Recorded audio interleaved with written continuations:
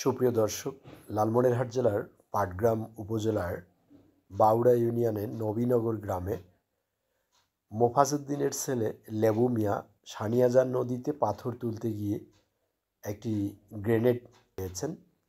প্রথমত তিনি এটাকে গুপ্তধন হিসেবে বাড়িতে নিয়ে আসেন। পরে জানতে পারেন যে এটি একটি গ্রেনেড। এই খবর পাটগ্রাম থানা পুলিশের কাছে গেলে পাটগ্রাম থানা পুলিশ গ্রেনেডটি উদ্ধার করে নিয়ে যায়। আমরা লেবু মিয়ার সঙ্গে কথা বলেছি।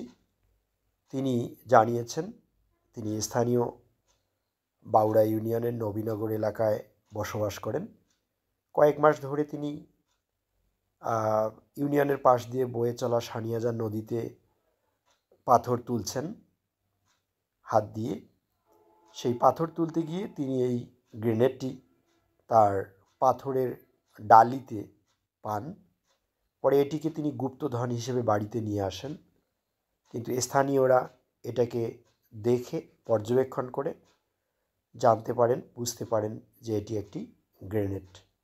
পরে পাটগ্রাম থানা পুলিশকে খবর দিলে থানা পুলিশ এটি আজকে উদ্ধার করে নিয়ে যায়। পাটগ্রাম থানার অফিসার ইনচার্জ আশরাফুজ্জামান এটি গ্রেনেড হিসেবে চিহ্নিত করেন এবং এটি নিষ্ক্রিয় করার ব্যবস্থা গ্রহণ করবেন বলেও জানান।